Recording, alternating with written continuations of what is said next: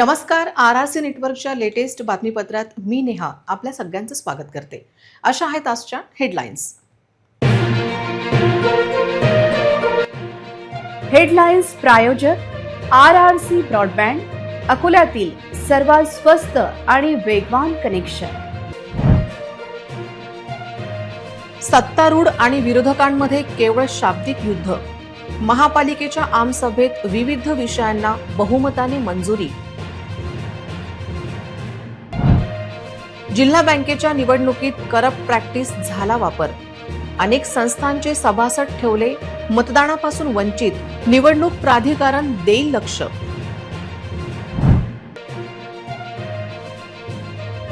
तेल्हाऱ्यात वाघाच्या मुक्कामाने ग्रामस्थ भयभीत. वाघाने केले अनेक पाळीव प्राण्यांवर हल्ले.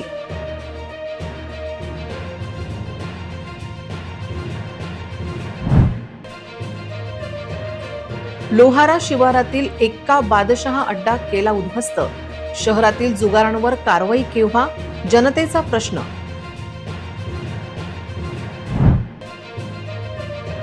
दुकानात साड्या पाहण्यात महिला गुंग.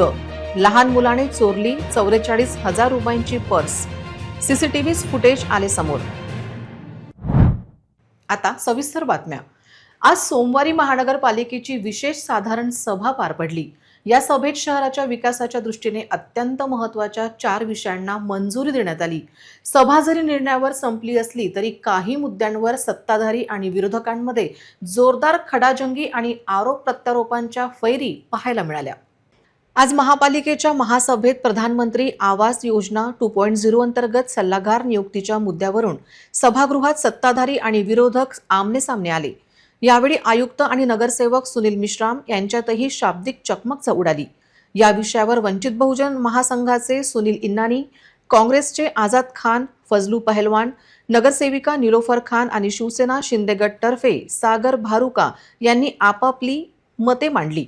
सभागृहातील गोंधळ आणि विरोधाच्या वातावरणात स्थायी समिती सभापती विजय अग्रवाल यांनी आपल्या अनुभवाचा आणि कौशल्याचा वापर करत हा प्रस्ताव मंजूर करून घेतला. शहरातील एकही झोपडपट्टीधारक या योजनेपासून वंचित राहू नये हीच आमची भावना आहे, असे मत त्यांनी व्यक्त केले. तसेच या योजनेवर देखरेख ठेवण्यासाठी 5 सदस्यांची समिती स्थापन करण्याचे आश्वासनही त्यांनी दिले. गुंठेवारीची मुदत वाढवणे आणि वस्ती सुधारण्याचे सर्व विषय थेट नागरिकांच्या हिताचे असल्याने विरोधकांनीही केवळ विरोधासाठी विरोध न करता हे प्रस्ताव मंजूर करण्यास सहमती दर्शवली. संपूर्ण सभेत सत्ताधारी पक्षाचे स्पष्ट बहुमत दिसून येत होते. जिल्हा बँकेच्या निवडणुकीत निवडणूक निरीक्षकांची नियुक्ती न झाल्याचा मुद्दा समोर आला आहे.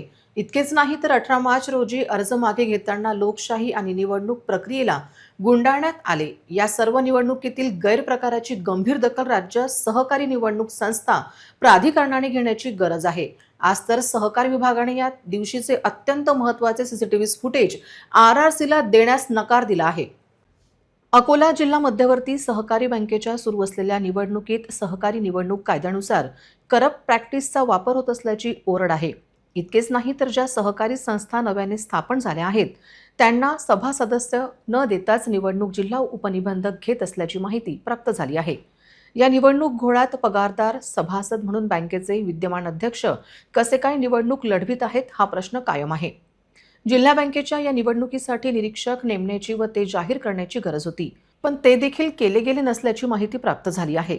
त्याचबरोबर 18 मार्च रोजी उमेदवारी अर्ज मागे घेण्याच्या शेवटच्या दिवशी दुपारी 3 वाजेपर्यंतच अर्ज मागे घेतला जात असताना दबावातून 5:45 वाजता उमेदवारी अर्ज निवडणूक निर्णय अधिकारी व जिल्हा उपनिबंधक यांनी अर्ज मागे घेतला कसा आणि संचालक पदाची निवडणूक बिनविरोधी केली कशी असा प्रश्न कायम आहे.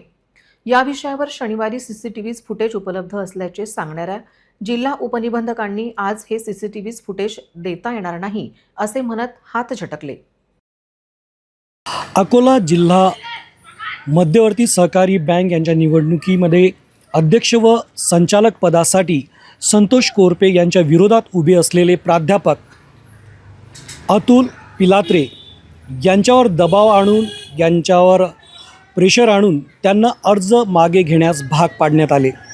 अर्ज मागे घेण्याची तारीख 18 होती आणि 3 वाजेपर्यंतच अर्ज मागे घेण्याची नियम होता. मात्र या नियमाला तिलांजली देत 18 तारखेला 5:45 वाजता त्यांचा अर्ज मागे घेण्यात आला अशी विश्वसनीय माहिती आम्हाला मिळालेली आहे. जेव्हा या संदर्भात आम्ही इथं व्हिजिट केली तेव्हा आम्हाला जे निवडणूक निर्णय अधिकारी जिल्हा उपनिबंधक गीतेशचंद्र साबळे यांच्याशी संपर्क साधला. आम्ही त्यांना CCTVची फुटेजची मागणी केली असता त्यांनी सांगितलं की आम्हाला CCTV फुटेज देता येणार नाहीत. सध्या ते इथं उपस्थित नाही आहेत, ते बुलढाण्याला आहेत. त्यांनी म्हटलं की मी या विषयावर उद्या बोलेल. परंतु CCTV फुटेज का बरं देत नाही आहेत? कारण जेव्हा सिटी सुपरफास्ट यांनी त्यांच्याशी चर्चा केली होती तेव्हा फक्त त्यांनी 3 वाजता अर्ज मागे घेतला असेल असे 2-3 वेळा असेल हा शब्दाचा उच्चारण केलं होतं. जेव्हा सिटी सुपरफास्टने त्यांच्याशी चर्चा केली, त्यांना सांगितलं की आम्हाला CC फुटेज हवेत, तर त्यांनी आता सध्या हेच उत्तर दिलेलं आहे की आम्ही CCTV फुटेज देऊ शकत नाही. अकोला जिल्ह्यातून एक मोठी आणि चिंताजनक बातमी समोर येत आहे. तेल्हारा तालुक्यातील वारखेड परिसरात गेल्या 15 दिवसांपासून वाघाने मुक्काम ठोकला असून यामुळे संपूर्ण परिसरात भीतीचे सावट पसरले आहे.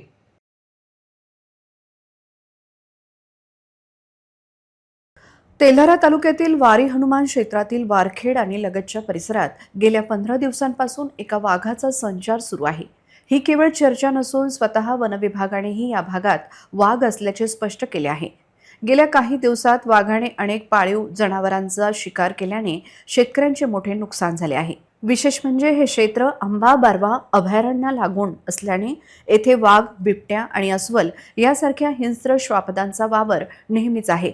मात्र गेल्या 2 आठवड्यांपासून वाघाने थेट गावाजवळच तळ ठोकल्याने नागरिक घराबाहेर पडायलाही घाबरत आहेत.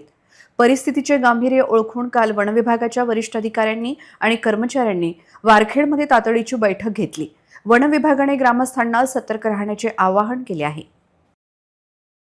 मध्ये आज आपल्याला साजरा करायचा आहे. जंगलाला अंगार लागणं हे सगळ्यात मोठं सध्या आपल्याकडे हे आहे. तर त्यामुळे आणि दुसरी गोष्ट तुमच्या गावामध्ये मेन येण्याचा उद्देश काय आहे की बा इकडे वाघाची जास्त दहशत आहे. तुम्हाला मी इथे येऊन आम्हाला हे सांगणं आहे की बा तुम्ही स्वतः आपण हे राहा, एकटे फिरू नका. कधी अशी कुठे वाघ दिसला काय दिसला आम्हाला लवकर कळवा. मग आम्हाला जेवढे लवकर तात्पर त्याचं काही नियोजन करता येईल तेवढं आम्ही करू, पण आम्हाला सांगा. बाळापूर तालुक्यातील उरड पोलीस ठाण्याच्या हद्दीत येणाऱ्या लाहोरा शिवारात अवैध जुगार अड्ड्यावर स्थानिक गुन्हे शाखेने मोठी कारवाई केली आहे. एक्का बादशहा या जुगारावर चालणारा हा अड्डा उद्ध्वस्त करत पोलिसांनी 17 जणांना ताब्यात घेतले असून लाखो रुपयांचा मुद्देमाल जप्त करण्यात आला. या कारवाईमुळे परिसरात एकच खळबळ उडाली आहे. गेल्या 2 ते 3 महिन्यांपासून लोहारा येथील आसरामाता कमान परिसरातील एका शेतात मोठ्या प्रमाणावर जुगार सुरू असल्याची माहिती पोलिसांना मिळाली होती. या गोपनीय माहितीच्या आधारे LCBच्या पथकाने शनिवारी सायंकाळी छापा टाकत संयुक्त कारवाई केली. या कारवाईत एकूण 17 जणांना ताब्यात घेण्यात आले असून त्यांच्याकडून लाखो रुपयांची रोख रक्कम आणि जुगार साहित्य जप्त करण्यात आले आहे. तसेच घटनास्थळावरून अनेक दुचाकी आणि 4 चाकी वाहनांवरही जप्ती करण्यात आली आहे. या जुगार अड्ड्यावर आंतरजिल्ह्यातील जुगारी मोठ्या प्रमाणात सहभागी होत असल्याचे समोर आले असून छापा दरम्यान काही आरोपी घटनास्थळावरून फरार होण्यास यशस्वी झाले आहेत. सध्या या प्रकरणाचा पुढील तपास उरड पोलीस करत असून फरार आरोपींचा शोध सुरू आहे. एकीकडे घरगुती गॅस वितरण सुरळीत असल्याचा दावा केला जात असताना अकोल्यातील समर्थ गॅस एजन्सीच्या कारभारामुळे मात्र नागरिक त्रस्त झाले आहेत. तब्बल 20 दिवसांपूर्वी गॅस सिलेंडर बुकिंग करूनही ग्राहकांना अद्याप सिलेंडर मिळत नसल्याने नागरिकांमध्ये तीव्र नाराजी व्यक्त होत आहे. सिलेंडर मिळत नसल्याने अनेक कुटुंबांवर उपासमारीची वेळ आली आहे. वारंवार एजन्सीकडे चौकशी करूनही कर्मचाऱ्यांकडून उडवाउडवीची उत्तरे दिली जात असल्याचा आरोप नागरिकांनी केला आहे. काही ठिकाणी स्वयंपाकासाठी पर्यायी साधनांचा वापर करावा लागत असून महिलांना विशेष त्रास सहन करावा लागत आहे. वेळेत गॅस सिलेंडर मिळाला नाही तर आंदोलनाचा मार्ग स्वीकारावा लागेल असा इशारा संतप्त नागरिकांनी दिला आहे. संबंधित प्रशासनाने तातडीने लक्ष देऊन गॅस पुरवठा सुरळीत करावा अशी मागणी आता जोर धरत आहे. जिल्हाधिकारी आणि पुरवठा विभागाने या कृत्रिम टंचाईची गंभीर दखल घेण्याची मागणी नागरिकांनी केली आहे. आम्ही सोमवारपासून आलो सर. सोमवारपासून? हो. नाव काय तुमचं? सुधाकर मधुकर वानखडे. अच्छा. कधीपासून कॅश मेमो काढलेला? आता 21चा काढला आम्ही.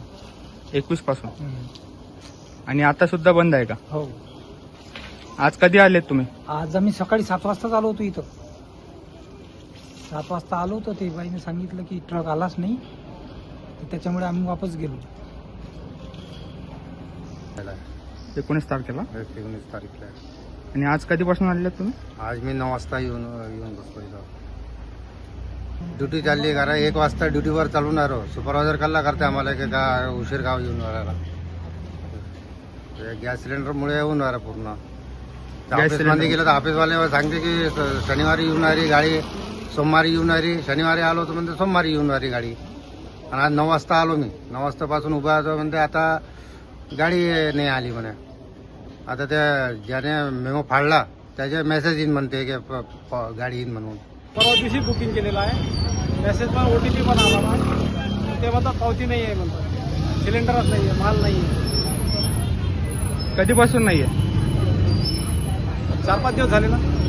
पावती कधी फाडली तुम्ही? पावती फाडलीच नाही ना त्याने. पावती फाडायला गेलं तर पावती दिली नाही त्याने. आता पावती फाडत नाही म्हणतात पावती फाडत नाही म्हणतात, आणि माल पण नाही. माल पण नाही म्हणतात. 5-6 दिवसांनी आहे म्हणतात. 5-6 दिवसांनी. माझं नाव सुभाष सोपान पडगा, राहणार भोरत.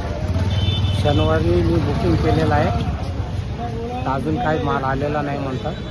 2-4 दिवसानं मागे येईल म्हणतात, त्याच्यानंतर मग सुरुवात होईल म्हणतात वाटप करायला. सध्या पावती फाडणं बंद केलं आहे का त्यांनी? हो, सध्या पावती फाडणं बंद केलेलं आहे. ठीक. माल आल्यावरच पाहू म्हणून. माल कधी येणार बोलले? माल म्हणत 2-4 दिवसांनी येईल म्हणून. राम नाव अति गोड आहे, राम नाम अति पावन आहे. अयोध्येत प्रभू श्रीरामाच्या मंगलमूर्तीची प्राणप्रतिष्ठा झाल्यापासून संपूर्ण देश राममय झाला आहे. याच चैतन्यमयी वातावरणात अकोला नगरीतही राम जन्मोत्सवाचा उत्साह ओसंडून वाहत आहे. विदर्भात नागपूरनंतर ज्या शोभायात्रेची सर्वाधिक चर्चा होते त्या अकोल्याच्या भव्य रामनवमी शोभायात्रेची तयारी आता अंतिम टप्प्यात आली आहे. मान्यवरांच्या हस्ते विधिवत भूमिपूजन सोहळा रंगला असून गांधी चौकात प्रभूंचा दरबार सजला असून अकोलेकर रामभक्तीत तल्लीन झाले आहेत. भक्ती, शक्ती आणि संस्कृतीचा त्रिवेणी संगम असलेल्या अकोला शहरात प्रभू रामचंद्र घराघरात आणि मनामनात विराजमान झाले आहेत. श्री रामनवमी शोभायात्रा समितीच्या वतीने दरवर्षीप्रमाणे यंदाही गांधी चौक परिसरात अतिशय देखणा आणि विलोभनीय श्री राम दरबार स्थापन करण्यात आला आहे. अयोध्येतील रामलल्लाच्या आगमनानंतर यंदाची रामनवमी ही अकोलेकरांसाठी विशेष पर्वणी ठरत आहे. 22 मार्चपासून या दरबारात विविध मंगल, धार्मिक विधी, भजन कीर्तन आणि पूजनाचे आयोजन करण्यात आले आहे. गांधी चौकातील हा परिसर आता भक्तीच्या रंगात न्हाऊन निघाला आहे. श्री रामनवमी शोभायात्रा समितीचे श्री भरत मिश्रा यांनी या महोत्सवाबद्दल अधिक माहिती दिली आहे. रामनवमीपर्यंत चालणाऱ्या या अखंड सेवा कार्यात आणि विविध धार्मिक कार्यक्रमांमध्ये सर्व रामभक्तांनी सहकुटुंब सहभागी होऊन प्रभूंच्या दर्शनाचा आणि आशीर्वादाचा लाभ घ्यावा असे कळकळीचे आवाहन समितीच्या वतीने करण्यात आले आहे.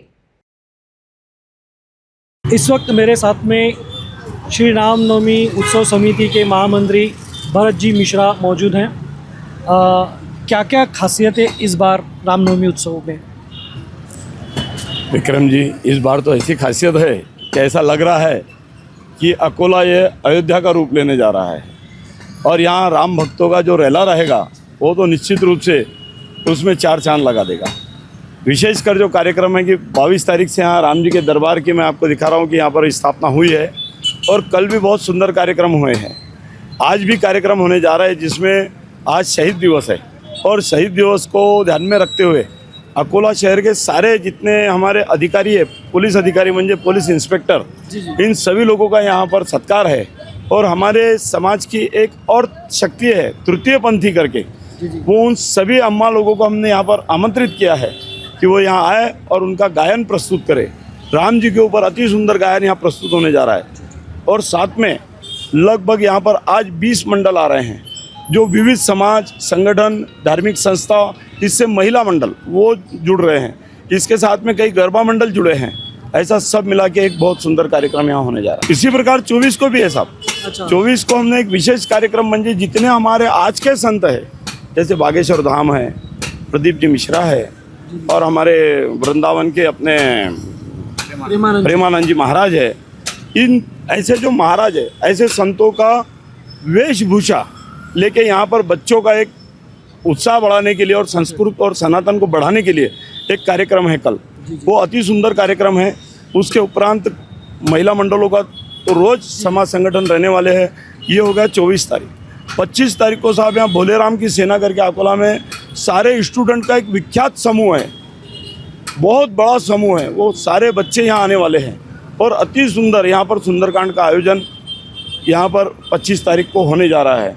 और 26 तारीख को सुबह जब राम जी का जन्म होगा ठीक 12 बजे, तो यहाँ पर सभी समाजों की महिलाएं, सारे मंडल, इसके अलावा यहाँ पर डिंडी, महिला टालकरी, इनके साथ में बहुत बड़ा गजर होने जा रहा है, जिसके अंदर हम यहाँ पर 150 किट बनाए हैं। जो बॉर्न बेबी है उनको कपड़े देना है, यानी बच्चों में हर जगह राम है साहब, उसको ध्यान में रखते हुए 150 किट पूरे जो दवाखानों में बॉर्न बेबी है 2 दिन 4 दिन 6 दिन के, उन सबको हम यहाँ पर पुरस्कृत करने जा रहे हैं। और बहुत बड़ा आयोजन राम जी के जन्म का यहाँ पर हो रहा है। शाम को 7 बजे यानी आप दैदीप्यमान महाआरती, अकोले की सबसे बड़ी और दैदीप्यमान, जहाँ पर भक्ति और शक्ति का संगम मिलेगा आपको देखने। सनातन की इतनी बड़ी संख्या कि आप भाव विभोर हो जाओगे। मैं आपको भी निमंत्रण देता हूँ महाआरती का, और आपके माध्यम से वो सारे हिंदू बंधु बांधव और राम भक्तों को मैं विशेषकर सनातनियों को आह्वान करता हूँ कि हम एकजुट आए, एक साथ आए और अपने प्रभु की आराधना के समय आधा घंटा उस महाआरती के लिए अपना समय निकाले। मैं उन्हें आह्वान करता हूँ यहाँ पहुँचने के लिए। जय श्री राम। सराफा व्यापाऱ्यांच्या समस्या सोडवण्यासाठी गेल्या 5 वर्षात केलेल्या प्रामाणिक कार्याची पोचपावती शैलेश खरोटे यांना मिळाली आहे। अकोला सराफा असोसिएशनच्या शहराध्यक्ष पदाच्या निवडणुकीत SS खरोटे सुवर्णकारचे संचालक शैलेश खरोटे यांची अविरोध निवड करण्यात आली। अकोला सराफा बाजारातील प्रलंबित प्रश्न आणि व्यावसायिकांवर होणाऱ्या अन्यायाला वाचा फोडण्यासाठी नेहमी तत्पर असणारे व्यक्तिमत्व सुवर्णकार शैलेश खरोटे यांची अकोला सराफा असोसिएशनच्या शहराध्यक्षपदी सलग दुसऱ्यांदा बिनविरोध निवड करण्यात आली आहे। लहान व्यापाऱ्यांना सोबत घेऊन जाण्याचा सकारात्मक दृष्टिकोन आणि गेल्या 5 वर्षातील कार्याची पावती म्हणून ही जबाबदारी पुन्हा त्यांच्या खांद्यावर सोपवण्यात आली आहे। मिळालेल्या संधीचे सोने करू असा विश्वास त्यांनी RRC नेटवर्कशी बोलताना व्यक्त केला। या निवड प्रक्रियेवेळी असोसिएशनचे वरिष्ठ पदाधिकारी आणि सराफा व्यावसायिक मोठ्या संख्येने उपस्थित होते। शहराध्यक्ष पदाची धुरा दुसऱ्यांदा स्वीकारल्यानंतर खरोटे यांनी सर्वांचे आभार मानले। यावेळी त्यांनी व्यापाऱ्यांच्या हितासोबतच ग्राहकांच्या हिताचाही मुद्दा मांडला। बाजारात ग्राहकांना आकर्षित करण्यासाठी अनेक ऑफर्स दिल्या जातात, अशा वेळी ग्राहकांनी सावध राहणे आवश्यक आहे, असे आवाहनही त्यांनी यावेळी केले। आपल्यावरील विश्वास सार्थ ठरवत आगामी काळातही व्यापाऱ्यांवर होणाऱ्या अन्यायाविरुद्ध लढा देणार असल्याचे त्यांनी स्पष्ट केले। त्यांच्या या निवडीबद्दल संपूर्ण सराफा बाजारपेठेतून अभिनंदनाचा वर्षाव होत आहे। आपल्यासोबत सराफा असोसिएशनचे अध्यक्ष शैलेश भाऊ खरोटे आहेत। दुसऱ्यांदा ते निवडून आलेले आहेत बिनविरोध। आपलं खूप खूप अभिनंदन सर। माझा एक प्रश्न होता सर की खूप व्यापारी जे आहेत ज्वेलर्सवाले ते अशी ऑफर देतात लोकांना की बा आम्ही तुमचा जो GST आहे तो आम्ही भरू, तर यामध्ये ग्राहकांची दिशाभूल होते, त्यासाठी काय करावं? त्यासाठी सध्या अकोल्यातले तसे सर्वच ग्राहक जागृत आहेत आणि काय आहे का बा सध्या ज्या ऑफर्स चालतात, मोठे मोठे चेन स्टोअरवाले पण काही ऑफर्स देतात, तसे आमच्या मित्रांनी आता काहीतरी ऑफर्स दिलेली आहे, ते आहे त्यांचे रील झाले, रोज गिऱ्हाईक येऊन राहिले, टकरावून राहिले। गिऱ्हाईकाला आमचं एवढं सांगणं आहे का आपण जिथून दरवेळेस सोनं घेणं देणं करत असतो त्या दुकानाचा 10 ग्रॅम मजुरीसहित भाव काय पडतो आणि आता जी ऑफर येऊन आली या ऑफरचा 10 ग्रॅमचा भाव काय पडतो, याच्यातली तफावत तुमच्या डोळ्यासमोर येईल। GST सोडून काय भाव पडायला पाहिजे आणि काय भाव भेटून राहिला याच्यावर जर गिऱ्हाईकाने थोडं जर लक्ष घातलं तर ते आपसुकच गिऱ्हाईकाची कुठे दिशा बोलून राहिलेली आहे, गिऱ्हाईकाची कुठे मिसगाईड होऊन राहिलेलं आहे गिऱ्हाईक, ते गिऱ्हाईकाच्या डोळ्यासमोर येऊन जाईल। दूध का दूध पाणी का पाणी, काही सांगा म्हणायचं काम नाही। कोणताही दुकानदार जी ऑफर देतो ही ऑफर गिऱ्हाईकाच्या खिशातूनच काढल्या जाते। बिना खिशातून गिऱ्हाईकाला दुकानदार आपल्या स्वतःच्या खिशातून काढून कधीही कोणती ऑफर देत नाही। त्याकरता गिऱ्हाईकांनी चौकस बुद्धीने राहायचं, चौकस बुद्धीने काम करायचं, एवढंच मी सर्व ग्राहकांना सांगू इच्छितो। सर्व लोकांचं प्रेम सर्वांकरता आपण कामाकरता धावून जाणारे, तर त्या हिशोबाने एक माझा तो स्वभाव आहे की बा जे खोटं आहे तर मग ते खोटं आहे, जे खरं आहे ते खरं आहे। मग खरं आहे त्याच्याकरता मग प्रशासनाशी पण आपण 2 गोष्टी करून घ्यायच्या, समजून सांगायच्या आणि त्यांना त्या वास्तविकतेवर आणायचं आणि समजून सांगायचं। आता ज्या गोष्टी पहिले कसं होतं बा, एक तर छोटासा समाज आहे, छोटेसे दुकान आहेत. त्याच्यातही ओढताण करून काम करण्यापेक्षा वेळ देणारा महत्त्वाचा विषय राहतो. वेळ देऊन सर्व कामं लाईनशीर लावून शिस्तीत आणणं आणि पुष्कळ लोकांनासुद्धा अपडेट करणं. आज आपण मोठं होऊन राहिलो तर आपल्यासोबत आपले लहान व्यापारीसुद्धा मोठे व्हायला पाहिजे. या अनुषंगाने जे प्रयत्न चालतात त्या प्रयत्नांना मग बऱ्याच व्यापाऱ्यांचा सपोर्ट राहिला का बा नाही तू जे करून राहिला ते चांगलं करतो आहे तर पुन्हा कंटिन्यूमध्ये कर, अशी आमची तळागाळातल्या सर्व लोकांची इच्छा होती. मग ती आपण मान्य केली, काही हरकत नाही. येणाऱ्या काही वर्षानंतर मग पुन्हा आपण खांदेपालट करू, तोपर्यंत नवीन टीम एखादी चांगली तयार करून मग आपण आपलं सुपथे करू, असं सर्वांचं मत होतं. स्थानिक लेवलवर ज्या गोष्टी आम्हाला करता येतील त्या आम्ही करूच. मागेही ज्या टायमाला आपल्या इथे जसे आता चेन स्टोअर उघडले 2-3, तर त्यांच्या संदर्भात आम्ही जनजागृती अभियान नांदवलं होतं आणि ते नीटनेटक्याप्रमाणे केलं होतं. जसं की बुवा थोडक्यामध्ये मजुरीमध्ये 30% सूट, डायमंडच्या दागिन्यांवर सूट 100% सूट, ह्या ज्या गोष्टी येतात ह्या गिरायकांनी समजदार बुद्धीने तपासून पाहणं गरजेचं आहे. कोणाच्याही घरामध्ये मशीननी दागिने येत नाहीत. त्याच्यामुळे 100% सूट देतो तर हा 100% तुम्हाला डायमंडच्या भावामध्ये पैसे वाढवून लावतो. जो डायमंड जनरल इन आवर सर्व बाजारामध्ये 65,000 रुपये ते 70,000 रुपये कॅरेटप्रमाणे विकला जातो, तोच डायमंड हे तेच सर्टिफिकेट तेच डायमंड फक्त डबल किमतीत विकायचं, असे काही चेन स्टोअरवाल्यांचे फंडे आहेत. हे फंडे ग्राहकांनी जागरूकतेने समजून घेणं गरजेचं आहे. ते समजून घेतलं तर आपसुपच आपलं होणारं नुकसान टळतं. बरेच वेळ येतात लोक आमच्याकडे, अरे मी मजुरीमध्ये भाव तुमच्या इथे कमी जास्त होता, मी मजुरी तिथे जास्त दिल्या गेली. तर मजुरीमध्ये म्हणजे कसं बा भाव कमी दाखवायचा आणि मजुरीमध्ये ती लूट करायची. माझी एक रेडिओवर FM वर ॲडसुद्धा चालू आहे का भाव कमी दाखवून मजुरीत लूट 100% होते. कोणीही, मी अगोदर पहिले बोललो का बा कोणीही घरातून पैसे भरत नाही. 92चा भाव लावायचा आणि मजुरी. आपल्या इथे काय का कास्तकार वर्ग जास्त असल्यामुळे आज घेतलं उद्या मोडायला ना, हा विषय आपल्या इथे जास्त आहे. तर परतावा आपल्याला कशात जास्त भेटतो? परतावा तुम्हाला तुमचे जे स्थानिक दुकानदार आहेत हेच देऊ शकतात. तर ग्राहकांनी ह्या गोष्टीवर थोडं लक्ष द्यायचं का बा आजच्या घडीला आपण काय करायला पाहिजे, काय नाही करायला पाहिजे. 2 गोष्टी तुमच्या डोळ्यासमोर राहतात. एक कसं आहे, पॅकेजवाले जे मुलं आहेत यांना चेन स्टोअरचं जास्त भूत राहतं. ती डिझाईन जर माझ्या इथे भेटतं आणि त्या डिझाईनवर तुम्ही 30,000 40,000 फक्त मजुरीमध्ये जास्त देऊन येतात, आल्यानंतर पस्तावतात, त्या गोष्टीला अर्थ नाही. सोनं घेताना तुम्ही थोडं चौकस बुद्धीने सोनं घ्या. पारंपरिक जे आपले दुकानदार आहेत ज्याची जे असतील त्यांनी तिथे जाऊन एक वेळ चौकशी करायची. होऊ शकते 2-4 डिझाईन्स कमी जास्त असू शकतात, पण सोनं अंगावर घातल्यानंतर लांबून फार मोठी डिझाईनचा फरक माहीत पडत नाही. याच्यावर कारवाई आता एक जनरल स्थानिक मिटिंगमध्ये आम्ही मागच्या टायमाला मांडलो होतो, ह्याही टायमाला मांडू आणि मग जनजागृती करू की बा जर समोरचा ऐकतच नसेल तर मग पेपरमध्ये किंवा तुमच्यासारख्यांसोबत इंटरव्ह्यू देऊन का ह्या गोष्टी चुकीच्या होऊन राहिल्या, ग्राहकांनी यांना भूलथापांना बळी पडू नये, स्पष्ट शब्दात. जनगणना संचालनालय जिल्हाधिकारी तथा प्रधान जनगणना अधिकारी यांच्या वतीने जिल्ह्यातील अधिकारी व कर्मचाऱ्यांसाठी जनगणना विषयक 3 दिवसीय विशेष प्रशिक्षण शिबिराचा प्रारंभ आज नियोजन भवनात झाला. जनगणना कक्षाचा शुभारंभही यावेळी करण्यात आला. लोककल्याणकारी योजनांच्या प्रभावी अंमलबजावणीसाठीची अचूक जनगणना महत्त्वपूर्ण असते. त्यादृष्टीने अचूक नोंदी घेणे आवश्यक आहे. संकलनातून कोणतीही माहिती सुटता कामा नये, तसेच कुठल्याही नोंदीची पुनरावृत्ती होणार नाही याचीही खबरदारी घेणे आवश्यक आहे, असे प्रतिपादन जिल्हाधिकारी वर्षा मीना यांनी यावेळी केले. प्रशिक्षणातून जनगणना प्रक्रियेची प्रत्येक तरतूद समजून घेऊन त्यानुसार परिपूर्ण अंमलबजावणी करण्याचे निर्देश त्यांनी यावेळी दिले. यावेळी अप्पर जिल्हाधिकारी प्रमोद गायकवाड, मनपा आयुक्त डॉक्टर सुनील लहाने, निवासी उपजिल्हाधिकारी गजेंद्र मालठाणे, सूचना विज्ञान अधिकारी अनिल चिंचोले, सहाय्यक संचालन जनगणना प्रवीण भगत, ऋषिकेश पाठारे, जिल्हा प्रशिक्षण वैभव फरतारे आदी उपस्थित होते. जिल्हाधिकारी कार्यालयाच्या नूतन इमारतीतील 2ऱ्या मजल्यावर जनगणना कक्ष स्थापन करण्यात आला असून त्याचाही शुभारंभ आज झाला. या कक्षाद्वारे जनगणना प्रक्रियेचे संनियंत्रण व समन्वय केले जाणार आहे. अकोला शहरातील राजकमल चौक ते कृषी उत्पन्न बाजार समितीपर्यंत महानगरपालिकेच्या वतीने भुयारी गटार योजनेचे काम गेल्या महिन्याभरापासून सुरू आहे. काम कासवगतीने सुरू असल्याने गेल्या अनेक महिन्यांपासून नागरिकांना चांगलाच मनस्ताप सहन करावा लागत आहे. एकीकडे उन्हाळ्याचे दिवस आहेत, त्यामुळे पाण्याची मागणी वाढली आहे आणि भुयारी गटार योजनेच्या कामामुळे या भागातील पाणी पुरवठा करणारी पाईपलाईन फुटल्याने या भागातील नागरिकांना पाण्यासाठी भटकावे लागत आहे. विविध समस्यांना सामोरे जावे लागत आहे. महानगरपालिका आयुक्तांनी याबाबत गांभीर्याने लक्ष देत उचित कारवाई करावी अशी मागणी होत आहे. तर दुसरीकडे रस्त्याचे खोदकाम करताना या भागात पाणी पुरवठा करणारी पाईपलाईन फुटल्याने या भागातील नागरिकांना पाणी समस्येला सामोरे जावे लागत आहे. शहरात उन्हाचा पारा चढताच बाजारपेठेत टरबूज आणि खरबुजांची मोठ्या प्रमाणावर आवक झाली आहे.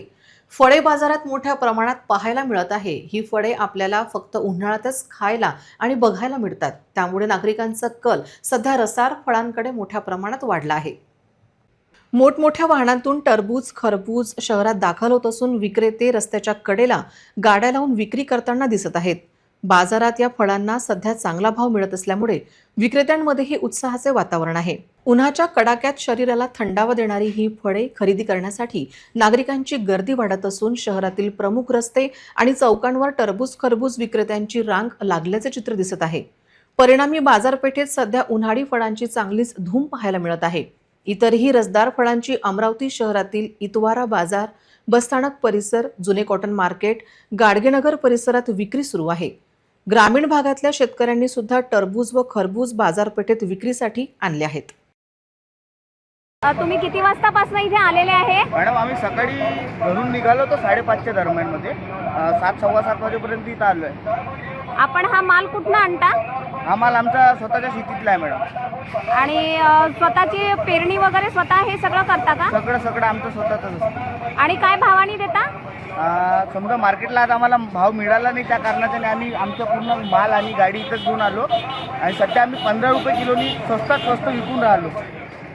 आणि फायदा होतो की नुकसान होतं तुम्हाला? होते मॅडम, थोडा बहुत फायदा होते आणि थोडा बहुत कसं कधी कधी पाणी नाही मिळत शेतीला काही नाही, तर टरबूज वगैरे जे आहे आमची शेती ते थोडं नापीक झाल्याने होते. तर काही जर फळ आमचे निघाले, समजा पांढरे निघाले किंवा काही खराब निघते, त्या कारणाच्यानं थोडेसे नुकसान होतेच आम्हाला, तर तेवढं आम्ही सहन करू शकतो. आपण शेतकऱ्यांना काही सांगू इच्छिता का? शेतकऱ्यासाठी आता सगळ्यात मेन महत्त्वाचा मुद्दा म्हणजे मॅडम शेतकऱ्याच्या भावाला मार्केटमध्ये किंवा कुठेही गेलं तर शेतकऱ्याचा समजा त्याच्या मालाला भाव मिळत नाही मॅडम. तो एवढा मरमर कष्ट करतो तरी त्याच्या भावाला मालाला भाव मिळत नाही. आता याच्यात कसंही करून शेतकऱ्याचंच मरणं झालं आहे मॅडम. आज एवढा सोन्यासारखा माल आमचा समजा खूप स्वस्त मागितला होता की सांगायची इच्छा नाही होत, पण आम्ही 15 रुपयाने इथे सेल करून राहिलो. समजा जमेतोपर्यंत आम्हाला तर नाही पुरवणार, पण समजा काही ना काही फायदा झाला पाहिजे म्हणून आम्ही स्वतः इथे दोघं जण मेहनत करून राहिलो. आपण कुठल्या गावावरून आले आहेत? मॅडम आम्ही काजना इथून आलो आहे. साहेब हे वस्ताद जे आहे हे माझे समजा एक गुरुजी आहे आणि हे बाहेर गावचे आहेत, समजा कुरा साईडचे आहे, अंजनगाव. तर माझ्या एकट्याकडून एवढं सांभाळलं गेलं नसतं, तर मी त्यांना सपोर्टला बोलवलं आणि ते आले माझ्या मदतीला धावून आणि दोघं म्हणून आम्ही जे आमच्या मालाचं आहे ते सेल करून राहिलो. असा हा आपल्याला माल ठिकठिकाणी ठेवलेला किंवा मग गाड्या वगैरे दिसतील आणि हा माल जो आहे हा फक्त उन्हाळ्यामध्येच आपल्याला विक्रीसाठी दिसतो. त्याच्या व्यतिरिक्त आपल्याला हा माल दिसणार नाही आणि हा असा ठेवलेले असतात. तर माझं असं आहे बघू शकता आणि इथे लोक पण घेतातच. मी फोटो स्मिता टाले, RRC नेटवर्क. शहीद दिनानिमित्त वंदे मातरमचे जिल्ह्यात विविध ठिकाणी सामूहिक गायन करण्यात आले. जिल्हाधिकारी कार्यालयात नियोजन भवनात वंदे मातरमचे सामूहिक गायन झाले. क्रांतिकारांना अभिवादन करण्यात आले. थोर क्रांतिकारक शहीद भगतसिंग, राजगुरू सुखदेव यांच्या स्मृतिदिनानिमित्त त्यांच्या प्रतिमेस पुष्पहार अर्पण करून अभिवादन करण्यात आले. अपर जिल्हाधिकारी प्रमोद गायकवाड, मनपा आयुक्त डॉक्टर सुनील लहाने, निवासी उपजिल्हाधिकारी गजेंद्र मालठाणे यांच्यासह जिल्ह्यातील तहसीलदार उपस्थित होते. सर्व जनमानसात देशभावना जागृत होण्यासाठी या गीताने महत्त्वाची भूमिका बजावलेली आहे.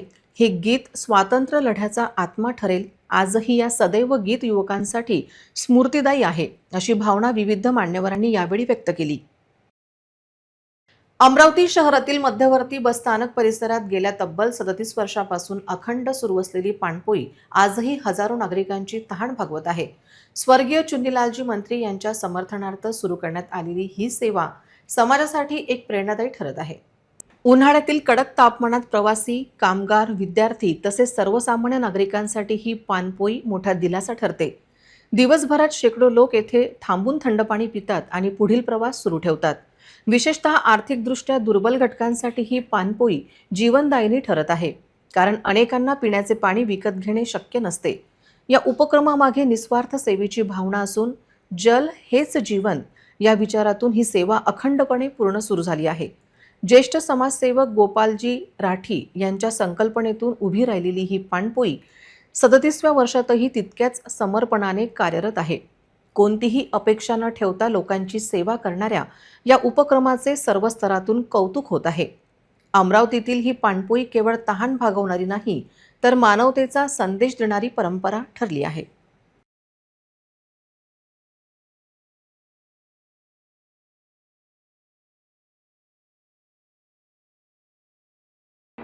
नमस्कार. अमरावती डेपोमध्ये आहे आणि इथे एक पाणपोई खूप वर्षापासून आहे. इथे विचारूया किती वर्ष झाली ही पाणपोईची सेवा हे लोक देत आहेत. नमस्ते सर, मी RRC चॅनलकडनं. आपलं नाव सांगाल का? आणि किती वर्ष झाली ही पाणपोई आहे? 30 वर्ष. मग ही सेवा कोण उपलब्ध करून देत आहे? इंदिराजी मंत्री बाबूजी आहे, यांनी चालू केली. सीताराम बाबांच्या हस्ते हे कंटिन्यू चालूच आहे. आणि इथं 101 माठ भरले जातात आणि सर्व निःशुल्क आहे. जी सेवा आहे सर्व निःशुल्क आहे. आणि इथे सेवेधारी एवढे असतात की वेटिंगवर बसलेले असतात की एक झाला की मी सेवा येते नाही, कंटिन्यू चालते. ही जी तुम्हाला माठ वगैरे म्हणा किंवा कुठलीही सेवा जी उपलब्ध तुम्ही करून देता, याचं शुल्क तुम्हाला कसा काय उपलब्ध होतो? सेवेकरी आहेत, त्यामध्ये काही डोनेशन झाले आहेत, ते स्वतः येऊन इथं डोनेशन देतात, त्यामधूनच पैसे होतात. सर, आपलं नाव सांगाल का? आपण इथे सेवा देत आहे किती वर्ष झाले आणि किती वाजता येता आणि कितीला आपण जाता?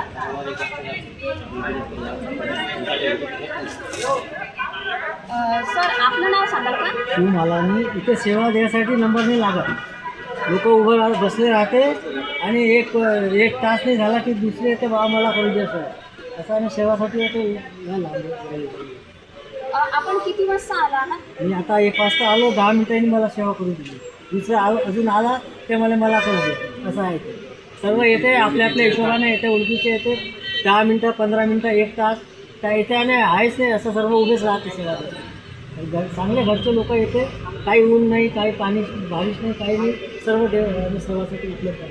पूर्ण महाराष्ट्रामध्ये अशी पाणपोई नाही. पहिली पाणपोई आहे, 24 तास चालते. आणि पाणी तर आहेच उपलब्ध, थंडगार पाणी, बॉटल पण देते इथे. तुम्ही पहा, बॉटले पडली आहे, कुणाकडे बॉटल नसते तर आम्ही बॉटल पण उपलब्ध करून देतो. नाश्ता, मला असं वाटते सकाळी नाश्ता येते, सरबत येते, दोन तासानंतर फ्रूट येते. आणि असं नाही आहे, पाणी आहे, पाणीच्या नंतर ते लाडू, मिठाई, गोड, फ्रूट, एवढे डोनेशन. कोणी आपला बर्थडे, लोक आपला बर्थडे इथे मनवतात, लग्नाचा वाढदिवस इथे करतात, तसे येते ते आपल्या हिशोबानं आपल्या वाटपला सांगण्याचे. ते सर्व जे आहे इथे इच्छे ते गोपालभाऊ राठी आहे आणि ते पूर्ण सेवा देते. जेवायला पण घरी राहत नाही, एवढी सेवा देते. आपण जनतेला काही सांगू इच्छिता का की बा ही जी पाणपोई इतके वर्ष झाले इथे आहे, तर त्याच्याबद्दल तुम्ही जनतेला काही संदेश देऊ इच्छिता का? 3 महिने पाणपोई असते, 3 महिने तर कंटिन्यू चालू राहते. तर आता काही लोक असे असतात की ते पाण्याचा गैरवापर करतात. कोणी येते, कोणी ठेवून देते, कोणी हातपाय देते आणि आवाज देऊन सांगावं लागते की हे प्यायचं पाणी आहे, थंड पाणी आहे. एवढंच आहे की पाण्याचा गैरवापर नाही झाला पाहिजे. पाणी पिण्याकरता सर्वांनी चांगलं पाणी प्यायचं. दुसरे डेपोवाले बसवाले इथे ड्रायव्हर येते, इथून पाणी भरून काय म्हणते ते छाडे, काय म्हणते त्याला, बॉटल कॅन भर के लेके जाते. दूर से लातूर येते, दूर से लोक आते, कॅन भरून जातात. हां, एवढं चांगलं पाणी आहे. डेपो परिसरामध्ये आल्यानंतर इथे एक माहिती मिळाली की इतके वर्ष झाली ही जी पाणपोई चालत आहे ही अतिशय निःशुल्क सेवा म्हणून चालत आहे. तसेच इथे बिस्लरीचा जो मूल्य बाहेर दिला जातो, इथे तो मूल्य घेतला जात नाही. इथे फळांचा सुद्धा वाटप केला जातो. कुठला काही विषय असेल, शरबत वगैरे असेल, इथे थकून आलेल्या नागरिकांना आणि प्रवाशांना इतकी सुंदर अशी सेवा दिल्या. अशी सुंदर सेवा इथे दिल्यानंतर प्रत्येकाने इथला लाभ इथे यावं. मी स्मिता टाले, रिपोर्टर RRT नेटवर्क. वाशिम जिल्ह्यातील मानोरा शहर आज एक धक्कादायक घटनेने हादरले. ज्या वयात मुलांच्या हातात पाटी पेन्सिल हवायला हवी होती, त्या वयात एक चिमुरडा सराईत गुन्हेगारांप्रमाणे चोरी करताना कॅमेऱ्यात कैद झाला. मानोऱ्यातील एका गजबजलेल्या साडी सेंटरमध्ये या मुलाने तब्बल 44,000 रुपयांची रोकड असलेली बॅग लंपास केली. ही चोरी इतक्या शिताफीने केली की कोणाला संशयही आला नाही. गुन्हेगारांचे धाडस आता किती वाढले आहे याचे जिवंत उदाहरण मानोऱ्यातील दिग्रस चौक परिसरातील पॅराडाईज साडी सेंटरमध्ये पाहायला मिळाले. खरेदीसाठी आलेल्या ग्राहकांच्या गर्दीचा फायदा घेत एका लहान मुलाने चक्क 44,000 रुपयांवर डल्ला मारला. हा मुलगा एका महिलेसोबत ग्राहकांच्या वेशात दुकानात शिरला होता.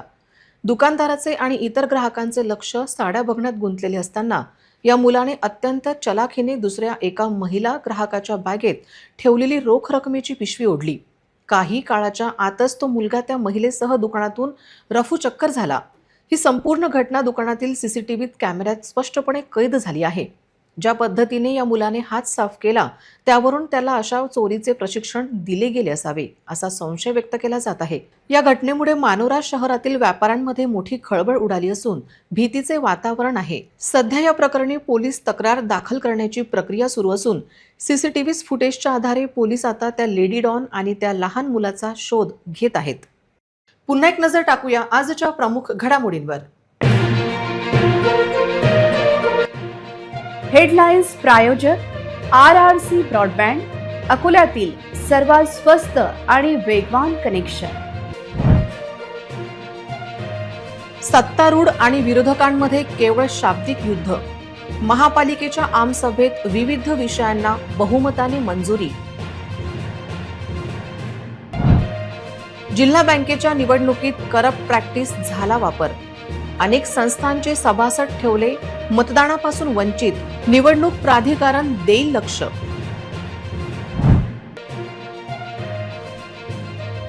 तेल्हाऱ्यात वाघाच्या मुक्कामाने ग्रामस्थ भयभीत.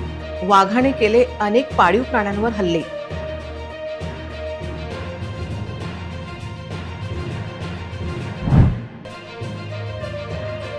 लोहारा शिवारातील एक्का बादशहा अड्डा केला उद्ध्वस्त. शहरातील जुगारांवर कारवाई केव्हा, जनतेचा प्रश्न.